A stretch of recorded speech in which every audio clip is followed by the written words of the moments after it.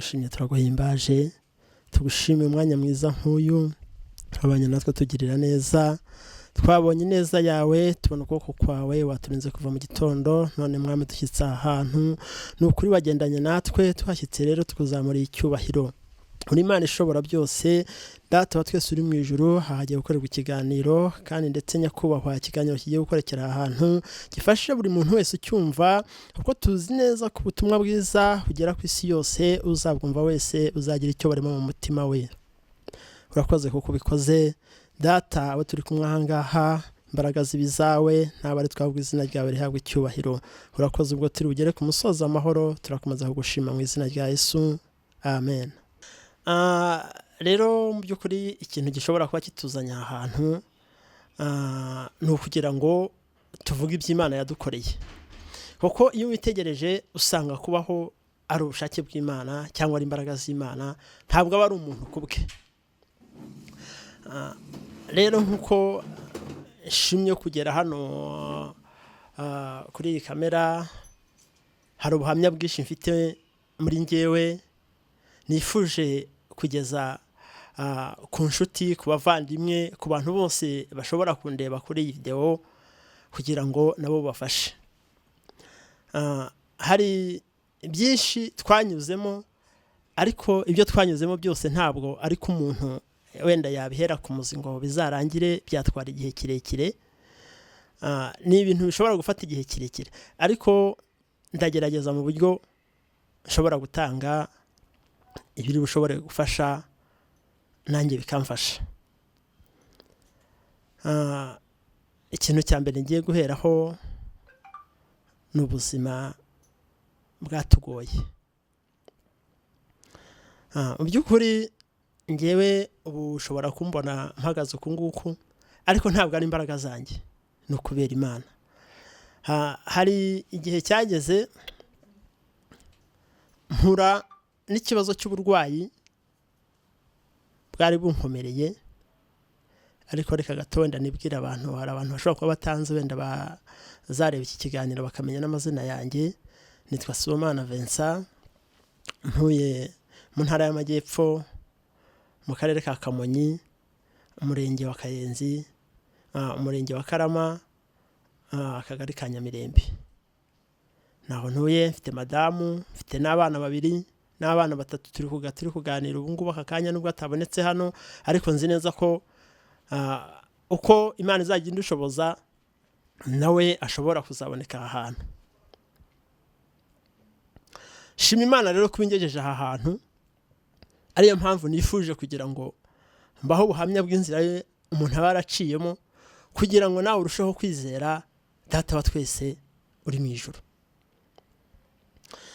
Byari bikomeye ubwo nari maze gushakana n'umudamu wanjye twashakanye muri 2010 nibwo twashakanye nawe hanyuma turabana biza kugera igihe tubyara umwana wa mbere ariko tumaze kubyara umwana wa mbere duhura n'ikibazo gikomeye cyane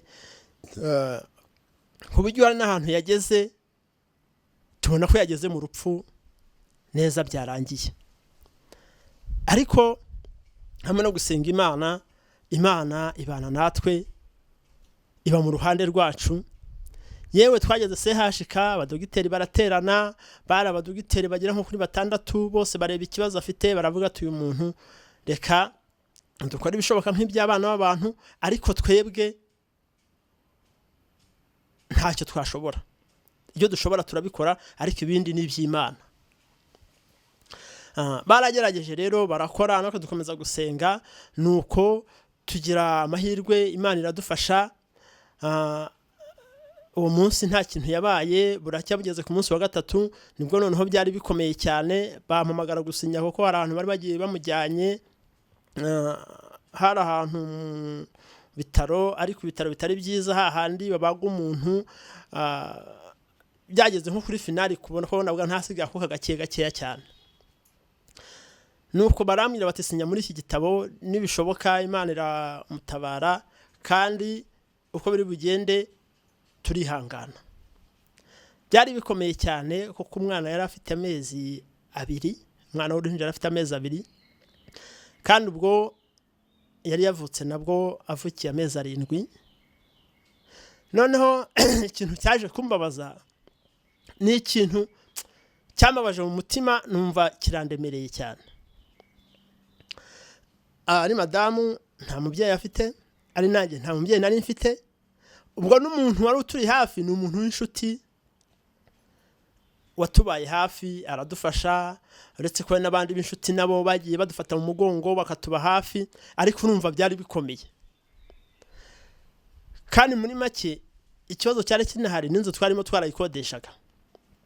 Umva ubwo buzima uko bwari bumeze, byansabaga kuva hari hashika nkajya Gitarama, umusize kwa muganga. Noneho wareba nanagera no mu nzira nkumva nk'umutwe watakaye kubera ibyo bibazo byose n'iki, ariko Imana igakomeza kumbwira ngo humura mwana wanjye, ndi kumwe nawe, nzabana nawe, nzagendana nawe. Nkomeza kwizera, kuko muri njye nari mfite kwizera kudashidikanya. Numvaga ko iby'Imana yakoze byari birenze ibyo ngewe ntekereza. Noneho nkizera ko izakora n'ibindi birenze ibyo ngibyo. Rero Imana yaradufashije muri urwo rugendo. Madamu baganga bakomeza kumwitaho, tugize amahirwe aroroherwa, arakira, ubu ni muzima, nta kibazo kubera Imana. Imana buriyo yavuze irasohoza. Imana yakubwiye ikintu byanze bikunze iragisohoza, kandi ikintu kirushya abantu no kwizera. Ariko iyo wizeye Imana irarema ibitari biriho bikabaho. Reka ngere rero ku bindi bikomeye noneho byabaye mu nyuma. Buriya iteka iyo ukunda Imana nayo ikagukunda ndetse ukifuza kugendera mu nzira z'Imana, ntabwo ubura ibicantege. Ruba ari urugamba, ariko Kristo akadusaba guhagarara dushikamye kugira ngo turwane izo ntambara. Nyuma rero amaze koroherwa, mpura n'ikibazo cy'uburwayi, nanjye ikibazo kirankomerera ku buryo amaguru yari yabaye paralize, amaboko nuko, mbese nta kintu ndakoraga no guhaguruka, sinabashaka guhaguruka. Ariko kubera kwizera Imana nkavuga ngo Mana uko bizagenda niwo ukuzi. Urumva iyo bigeze aho intege z'umuntu ziba zacitse, ariko ukagarura umutima ukavuga ngo nzi ko mfite data wo mu ijuru, kandi data wo mu ijuru areba aho abantu batareba. Niwe witegereza akamenya buri kimwe cyose. Ngeze aho mbese umubiri urakobana, uragenda urakobana, kuko nzi neza ko wenda kuri televiziyo hari benshi banzi, hari n'abazavuga ko twarabibonye, ko benshi baransuye, benshi barabireba, bareba uburyo nari meze. Yewe hari naho byageze mu bakristo twasenganaga, batangira kumbwira bati ni ugushaka uburyo wakwiyeza, hanyuma ahasigaye tugakora amasengesho ukazitahira amahoro. Urumva biba ari ibintu bikomeye cyane, ntabwo kiba ari ikintu cyoroshye. Ariko mu mutima wanjye nkaba mfite kwizera, nkavuga ngo Mana ni wowe ubizi. Nubwo bimeze gutya, nzi neza ko na nyuma ya 0 ubasha gukora. Abantu bakomeza kuza, ndi ku munsi umwe hari igihe cyageze, hari umugabo wari inshuti yanjye, yari n'umugabo wari ukomeye, anzanira umuti, arambwira ati umuti ushobora kugerageza ukareba ko ushobora kugukiza. Yarawukuye ahantu kure za Tanzania, yambwiraga ko ariho yarawuvanye, ntabwo ndi bumuvuga izina. Ariko uwo muti wamaze kugera aho ngaho, mbwira madamu, ndamubwira nti uyu muti sinshobora kunywa. Nimba narasenze Imana, Imana ikambwira ko izandinda, Imana ikambwira ko izabana nanjye, igihe kirageze ngo ntahe. Reka dutuze dutegereze Imana ikizakora, tuzacyakiriza amaboko. Nimbaho nzabeho, nimfa kandi uzihangane, kuko ntekereza ko iyi si twese ari rwo rugendo. Arambwira ati gerageza, uzi ko mu buzima hari igihe umuntu agira intege nkeya. Arambwira ati gerageza ushobore kunywa gakeya, wenda wumve hari icyo bishobora guhindura. namwe ntisinshobora ntahubwo nimba bishoboka uyu muti singukeneye muri iyi nzu singukeneye no hafi yanjye genda ubutekure hanyuma ibindi bizwi n'Imana nge nawe aho turi aha ngaha usibye gutumbira amaso tukareba mu ijuru nta wundi muti yarankundiye koko mutaragendera wujugunya ntabwo yaworekeye aho mu nzu nanjye nguma aho ngaho nigejeje ku saa sita za nijoro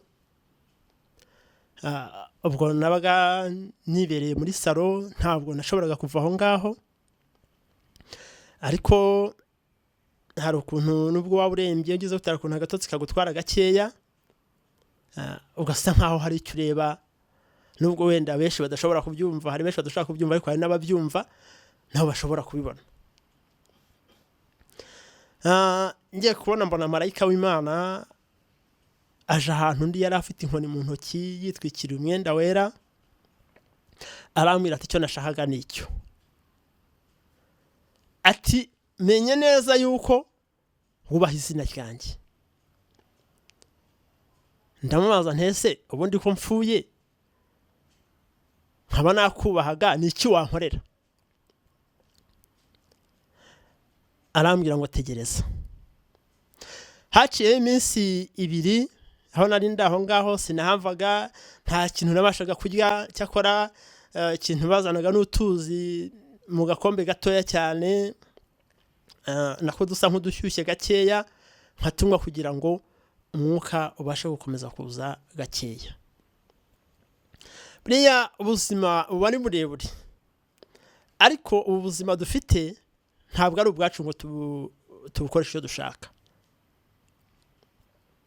niyo mpamvu uyu mwanya naje gutanga iki kiganiro kugira ngo nawe niba hari ahantu wari ugeze kure cyangwa wabonaga birangiye mbese cyangwa ukavuga wenda ndabona ibintu bindangiriyeho ariko humura tegereza Imana usenga Imana hari icyo yabasha gukora umwana w'umuntu atabasha gukora rero haciye iminsi 3 ngiye kubona mbona Imana yohereje umuntu yari umudamu wari uturutse ahantu igitarama ahantu hari Muhanga araza ntiyaranahazi yaje ayoboza aramubaza ati se ahantu kwa Vincent hehe abana barahamwereka yageze hafi yaho hari ahantu hari igiti abantu benshi bari bazi cy'umuvumu kera ngo hahoze hatuye umwami iki giti rero umva cyari kizwi n'abantu benshi akibajije barahamurangira bamaze kuhamurangira araza baza kwa Sibomana barahamwereka maze kuhamwereka yinjira mu nzu asanga ndyamye muri salo nuko arambira ati haguruka ntago basha guhaguruka arambira ati Imana yakuntumyeho ndamubwira nti yego kuko numvaga ko kuri ngewe ku Imana yamutuma ntago numvaga ko ari ikibazo kiremereye numvaga ko bishoboka buriya hari icyo wigeze uvugana n'Imana iyo hari ibyo wigeze kubyirwa n'umwami Imana ntabwo ushidikanya kenshi ubuzi ko ibyo byose bigomba kubaho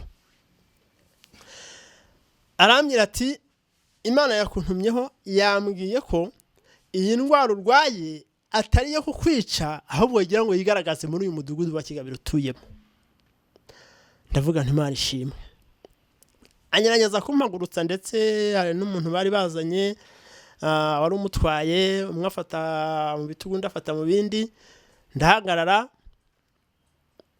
bahimbaza Imana bamfashe bahimbaza Imana ndibuka n'agakorasi bateye icyo gihe bahimbaza Imana haciye umwanya arasenga amaze kumusengera arambwira ati imirimo Imana yantumye ni iyi ngiyi ndayikoze ahasigaye utegereza Imana yo mu ijuru kandi iyo wizeye izakora ibirenze ibyo wowe utekereza ntabwo byatinze ku munsi wa 3 Imana hese yagurutse abandi bantu b'amanyamasengesho noneho baraza barasenga icyumweru cyararangiye ngiye kubona mbona marayika aragarutse arambwira ngo isaha yawe irageze yo kugira ngo uhaguruke ugende urumva nari nararemaye n'amaboko ntiyakoraga, nta rugingo na rumwe, mbese byasaga nkaho ntegereje umunsi, ariko umunsi nari ntegereje ntabwo ari uwo gupfa, nari ntegereje umunsi data wa twese wo mu ijuru azaza. Ndashimira Imana rero yuko yakoze ibyo bintu, mbasha guhaguruka, ngira n'igihe cyo gufata ikibando kugira ngo nkigendereho. Ndabizi ko hari benshi bari bazareba wenda iki kiganiro bakazanacyumva barabibonye, kuko ahantu ntuye hafi hari n'amashuri, hari nabo twahuriraga hafi y'ayo mashuri, mfite ikibando bakambwira ati se ubu ngubu urabona hari uko bizagenda, nkababwira nti uko bizagenda data wa twese niwe ubizi, kandi nawe ubwawe urabibona nimba ntarashoboraga guhaguruka icyo gihe uwo munsi nkabasha gufata ikibando nkagera ahantu ku ishuri, urumva ko byari byarangiye. Nuko haciyeho nk'amezi 3, noneho ntangira kugenda neza, numva umubiri wanjye wakoze, amaraso arongera aragaruka, mbese ubuzima burongera buragaruka. Ndetse hari n'ijambo Imana yambwira ngo aho wifuza kugera uzahagera kubw'imbabazi zanjye. Ndashima Imana rero ko uyu munsi ndi i Kigali, murabona ko ndi mu mujyi wa Kigali, ubu ndakora n'akazi ku buryo b'abana babasha kubaho, madamu akabaho, mbese urebye nta kimana itankoreye. Akaba niyo mpamvu iteka ntajya nibagirwa iyo nzira, nta n'umwe nibagirwa Imana. Hari ukuntu umuntu agerageza akavuga ngo ngewe Imana yarandengeye, ariko akabifata nk'ibintu byoroshye. Nge ntabwo mbifata nk'ibintu byoroshye, ahubwo mbifata nk'ibintu biri hejuru cyane, kuko iyo nibutse aho hantu nareba n'uyu munsi ibimuga biri mu muhanda, cyangwa abantu batagira amaguru bari mu muhanda, cyangwa abantu batabasha kugenda bari no kwa muganga na hehe, nzamura icyubahiro cy'Imana. Kuko nibuka ko nagombaga kujya muri uwo mubare, ariko siko byagenze. Uyu munsi ndagenda n'amaguru, ndakora n'amaboko, buri kimwe cyose nshoboye gukora ndagikora. Rero numva ni imbabazi z'Imana. Nkaba nabwira umuntu ugeze kure, nkambwira ngo winamuka, ahubwo shikama, kuko burya nta rugamba rutarangira.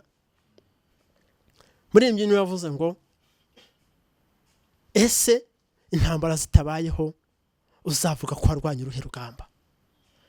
Shikama, nubwo intambara ari nyinshi, nubwo ibigerageza ari byinshi, nubwo amakuba ari menshi, ariko nzi neza yuko dufite Imana ishobora byose, kandi nzi neza ko Imana iri mu ijuru nta kitabasha kugukorera uyizeye ukayiringira.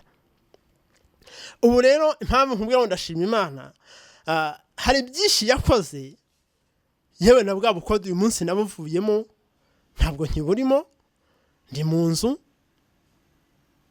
nubwo wenda atari nini, ariko kuri ngewe nkurikije aho yavuye nishimira Imana.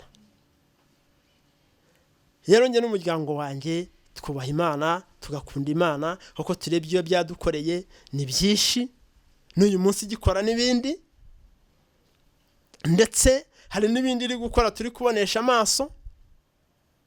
Niyo mpamvu twizera yuko Imana iri mu ijuru nta hantu itabasha kukugeza iyo wayizeye, nta naho itagukura kugeza kuri iyi saha.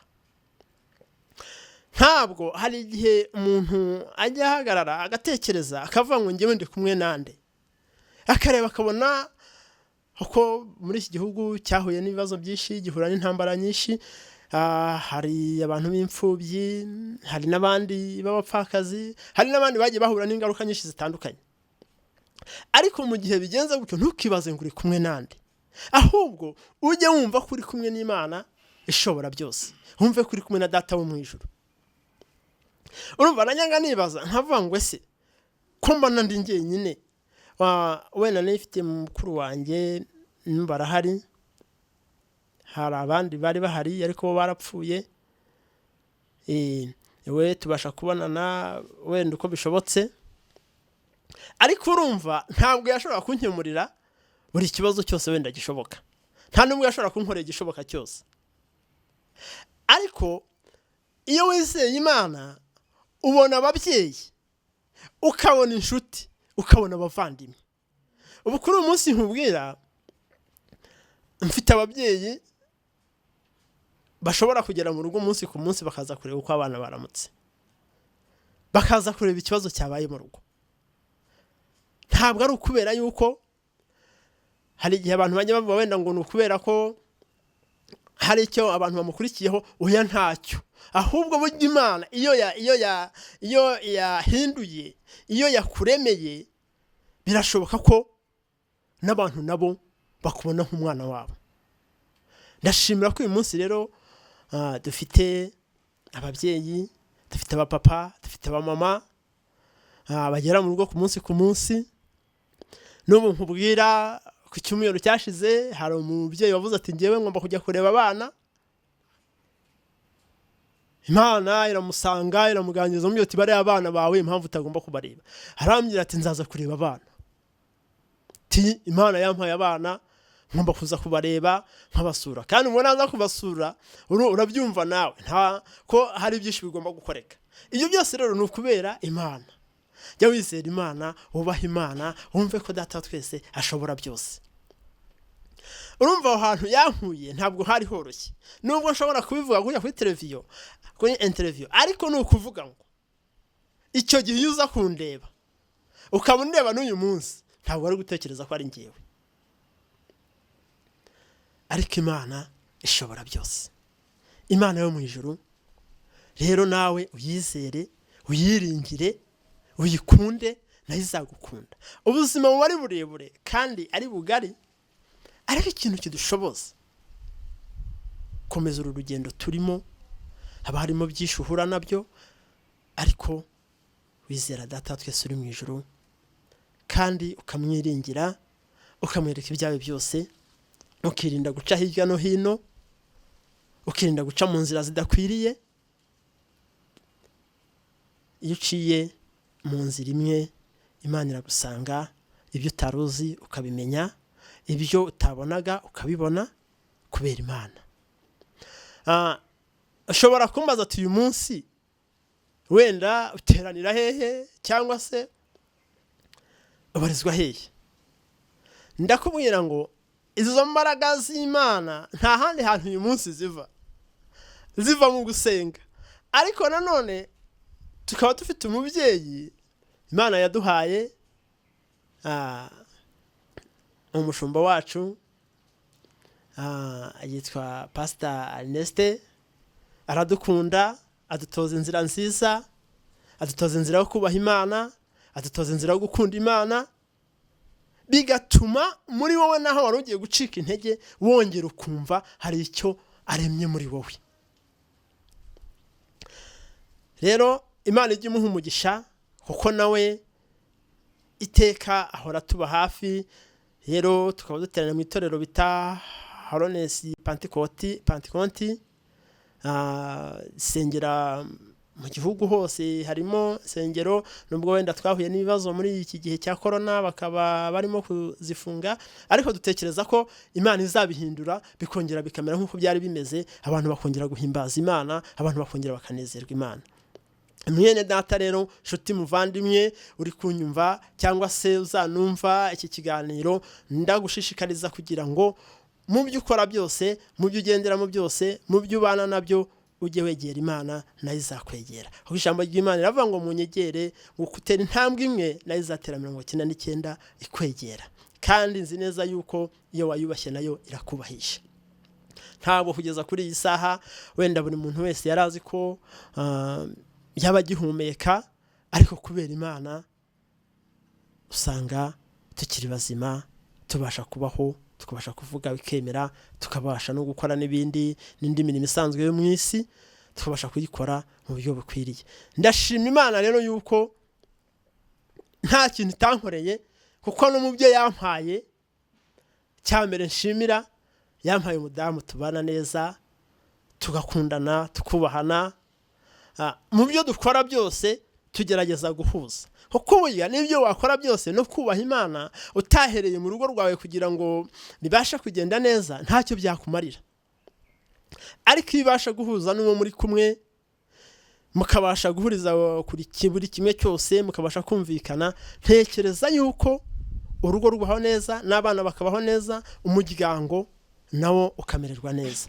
Ikindi ni ukuvuga ngo n'inshuti nazo zibyungukiramo, kuko nuvuga ngo iyo wubaha Imana mu rugo mukaba mwubahana, n'abaturanyi bababona nabo bakuramo umugisha, bakavuga ati kuki twebwe bishobora kugenda gutya hari ntibigende kuriya? Ni iyihe mpamvu? Nta yindi mpamvu, nta n'irindi banga rikomeye. Ibanga dufite muri twe niryo kubaha Data twese wo mu ijuru, kandi niryo gukora ibyo Umwami Imana ashaka. Kandi ukora ibyo Umwami Imana ashaka, nawe azakugira uko yumva abishaka. Kandi ijambo ry'Imana riravuga ngo ibyo twifuriza ni ibyiza, ntabwo ari ibibi. Nawe rero nshuti muvandimwe, ndakubwira ngo wubaha Imana nayo izakubahisha. Urumva ahantu yadukuye, urumva aho tugejeje uyu munsi. Ntekereza yuko wenda ku bantu bashobora kuzatubona cyangwa se banatuzi bagatekereza icyiciro twarimo, bagatekereza n'icyiciro turimo uyu munsi, ntabwo byari ibintu byoroshye. Ariko icyambere ni ukubaha Imana, kuko yubaha Imana nayo irakubahisha. Rero muvandimwe, yenda wari urwaye, yenda wari ufite ikibazo kiremereye, yenda hari intambara warwanaga nazo, ariko jya wereka Yesu. Buriya hari ijambo rijya rimfasha ngo Abisirayeli bageze ku nyanja itukura, ubwo Mose yari abakuye kwa Farawo, bageze ku nyanja itukura babona inyanja iri imbere yabo, babona umusozi uri inyuma, babona ingabo za Farawo ziri inyuma yabo, imisozi iri hagati na hagati irabagose. Baravuga ati noneho turapfuye. Bati Mose wadukuriraga iki kwa Farawo, ko noneho dupfuye turangiye? Ariko ngo Mose kuko yari umuntu ubana n'Imana, ugendana n'Imana, ubwirwa n'Imana, azamura inkoni avuga ati Data, aba bantu ko rero bampaye mbigenze nte? Haleluya. Aravuga ati mbigenze nte? Nta handi igisubizo cyagombaga kuva uretse guhamagara Data, akavuga ati Data mbigenze nte. Nta muntu washobora kugira icyo yamumarira, nta n'uwashobora kugira icyo yamufasha. Imana ibwira Mose, iramubwira ngo rambura inkoni yawe. Arambura inkoni, amaze kurambura inkoni, inyanja yigabanyamo kabiri, Abisirayeli barambuka. Niyo mpamvu ngubwira ngo nawe niba hari inyanja ikugose, niba hari ibyo ubona bigutwikiye cyangwa bikugose, Data wa twese azabigukura imbere, wongere utambuke kandi wongere ugubwe neza. Humura, ibiguteye ubwoba birahari, ibikugarije birahari, ndetse n'intambara ni nyinshi, ariko dufite umurengezi. Iyo akubambiye amahema ntaho yagiye. Wibuke ko hari ahantu hanyuze ubona igicu kirabuditse, ubona imisozi baye miremire. Ariko nagira nkubwire ngo iyo wegereye Imana, ibyo wabonaga ari imisozi bihinduka ibibaya. Hari umuririmbyi njya nkunda yaririmbye akarimbo keza, aravuga ngo nyura mu mataba, nyura mu misozi, aho hose niko harushya umutima, njya nsaba Uwiteka kugira ngo amfashe, Uwiteka nawe ntatinda kunyumva. Haleluya. Aho hantu rero nujya uhagera ukabona bigoranye, jya uhamagara Uwiteka. Nta wundi wagufasha atari Data twese wo mu ijuru, nta wundi wagufasha atari Umwami Imana, nta wundi wagira icyo agufasha atari Imana ishobora byose. Yitegereza umutima w'umuntu, ikareba buri kimwe cyose, ikamenya ngo iki ngiki yagihindura, iki ngiki yakigenza gutya. Nubwo bishoboka ko ari igihe wenda n'abantu bageraho bakicira inzira, ariko mu byo ukora byose ujye ugerageza wubaha Imana, ukunda Imana nayo izagukunda, nubana n'Imana nayo izabana nawe. Rero nagira ngo ushishikarize cyane, ikintu cya mbere kiba muri nge ni ukubaha Imana. Ikintu cya kabiri kiba muri ngewe ni ukumva nakora ibyo Imana ishaka. Nubwo muri iyi si duhura nzitizi nyinshi, wenda hakaba n'ibigeragezo byinshi, hakaba n'igihe wenda umuntu acitse intege gatoya, ariko niyo byanabaho wongera ugaruka uvuga uti Data, nibutse ibyo wankoreye, nibutse inzira wanyujijemo, nibutse urugamba narwaye, nibutse urukamba wandwaniriye, uvuga uti Imana ndagushimye. rero nshuti muvandimwe, jya ugerageza naho byakugora, naho byakurushya, ariko wegera Imana nayo izakwegera. Ntabwo intambara ziba zoroshye, ntabwo urugamba ruba rworoshye, urugamba ruba ari rurerure. Hari igihe uhura n'ibibaya, ugahura n'imisozi, ugahura n'ibiki, ukarwana nabyo ukabona ntibiva mu nzira, ariko humura, hari Imana igihumuriza abantu bayo. Ijuru rikaza ry'Imana rikavuga ngo humura mwana wanjye, ndi kumwe nawe. Nawe rero ntucike intege, nubwo ubona wenda ibi bibazo, nubwo ubona izi ntambara, ukabona izi corona, ukabona izi covid ziriho ziragenda zitwara abantu, cyangwa se bagenda bahura n'ibibazo, ariko ndakubwira ngo humura, Data wa twese arahari. Yankoreye bya bindi, nawe yagukorera ibirenze, kandi yabanye nawe cya gihe ngewe ntazi, wowe uzi. Bitekereza n'umutima wawe, wumve ko hari Imana ishobora byose. Wumve ko hari Data wa twese ushobora kukurengera, akakugirira neza, akabana nawe, akagufasha mu byo wowe utatekerezaga, akagufasha mu byo wabonaga bikugoye. Ibyo byose birashoboka imbere y'Imana. Nta kidashobokera Imana iyo wamaze kuyizera. Ubuzima rero busanzwe Imana igenda idufashamo nubwo, ariko nanone uyu munsi hari byinshi ngenda mpabwa n'Umwami, kandi nkagerageza nanjye mu bishoboka kugira ngo mbashe gukora ibyo Umwami Imana ashima. Ntabwo ari ubuhanga bundi nkoresha, ahubwo ni ukubaha Imana. Biba bigoranye cyane, hari na benshi batabyumva, ariko ngerageza ukuntu no mu kazi nkora nshobora guhindura imyitwarire, cyangwa nshobora kwitwaramo, bigatuma n'Imana imfashiriza muri ka kazi nkora, akazi kakagenda neza, ndetse n'abakoresha nabo bigatuma tubasha kubana amahoro. Nta kindi rero kibitera, ni ukubaha Imana, ukubaha akazi, ukirinda ibyo utagomba gukoraho. Hari abaririmbyi nkunda ba Jehova nyine bajya baririmba indirimbo ngo hari ibyashinganywe, ngo reka gukoraho. Reka gukora ku bitari ibyawe, reka gukora ku bitagomba gukoreka.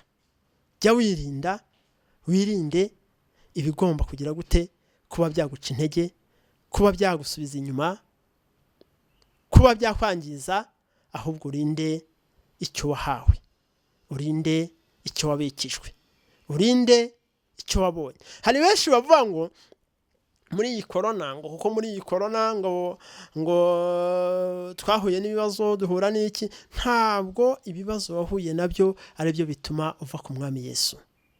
Gumana nawe, unambane nawe, ugubane nawe, umwomateho. Buriya hari ukuntu abantu bajya babana, ukavuga ngo mfite inshuti, ariko inshuti yanjye sinayihemukira. Yesu ni inshuti iruta izindi zose. Yesu ni inshuti ibana nawe. Yesu ni inshuti igendana nawe. Yesu ni inshuti ikorana nawe amanywa na nijoro, arakumenya nawe ukamenya. Niyo mpamvu aba kwitayeho kugira ngo utagira ibibasha kuguca intege, ukaba wakwangiza ibitagomba kwangirika. Rero mwene data, nuko tubayeho. Kandi ikindi cya kabiri nuko dukora. Kacyiru nyimazemo igihe kitari gitoya, imyaka igera muri 16. Imyaka 16 ntabwo ari mikeya, ni myinshi. Ndetse iyo witegereje usanga no mu kazi ushobora kuba warakoze wenda nubwo atari hamwe, ari kugerageza kureba abo mwakoranye bose, ugasanga n'uyu munsi ibintu bimeze neza, ugasanga n'uyu munsi nta mbogamizi mwigeze mugirana nabo, kubera kubaha Imana, kubera gukunda Imana. Ibyanjye byose bibamo Imana, icyo wankorera cyose kitarimo Imana ntabwo tucyumvikanaho. icyo wampa cyose numva kitari mumfashe gushima umwami wanjye ntabwo nagikora. Kandi Imana iramfasha nkahura n'ibyo nkora kandi bidatuma ntabasha guhereza Imana icyubahiro.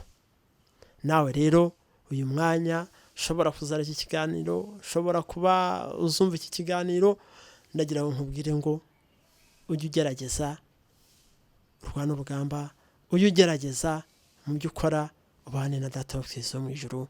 Kandi iyo ubanye nawe hari byinshi wungukiramo, hari byinshi uboneramo. Icyambere uboneramo amahoro, icyambere uboneramo umutuzo, icyambere ubwa neza nubwo izo ntambara zabaho. Hari umuririmbyi waririmbye aravuga ngo intambara duhura nazo tuzihura twese, ntawe zitageraho. Ariko buriya umurokore nyamurokore hari ibanga riba muri we, kandi iryo banga niryo rimufasha kugira ibyo yirinda, niryo rimufasha kugira ibyo anyuramo, niryo rimufasha kugira ngo abashe guca muri za nzira nakubwiye, rwa rugamba rukomeye, bya bibazo bikomeye. Nimba nkubwira ngo hari igihe cyageze nkareba hirya no hino nkabona nta nzira, nkabona ntawe nabasha kunyura, ariko uyu mwanya nkakubwira ngo Imana yaciye inzira, nanjye ndatambuka bikemera, nahagarara bikemera. Ni ukubera Imana, ni ukubera Data wa twese, ni ukubera kubaha Imana. Mwene data rero shikame ku Mana yawe, ntucike intege. Kandi ikindi cya kabiri, nturebe ngo kanaka ameze gutya cyangwa yagenze gutya nanjye ngomba kugenda gutya. Oya, ntabwo ariko bimeze, ahubwo genda uko umutima wawe uguhamiriza. Bana n'Imana uko mwumva Data wa twese wo mu ijuru azabikora.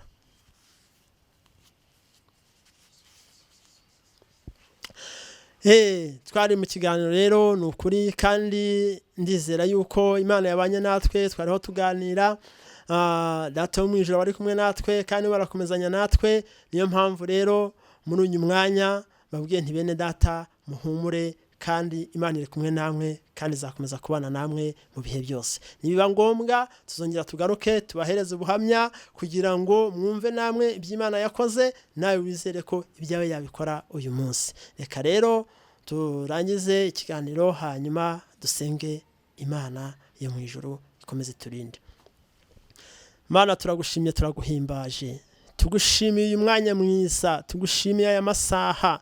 Data, tugushimiye imirimo myiza n'ibitangaza wadukoreye. Ntabwo ari ukugira ngo gusa twigaragaze, ahubwo tuba twaje hari ukugira ngo tuzamure icyubahiro cyawe. Mana, n'utarubizi yabashe kubimenya, kandi ndakwinginze ngo ubutumwa mwami wanjye ni ukuri, buri wese uzabwumva buzagira icyo burema mu mutima we, kandi uzamukorere nyakubahwa ibyo umutima we wifuza. Kandi Data wera wo mu ijuru, uzajya ubana na buri wese kandi ugire neza buri wese nk'uko nanjye wangiriye neza. Ndagushimiye kuri Imana rero, ndagushimiye kuri Data wa twese uri mu ijuru.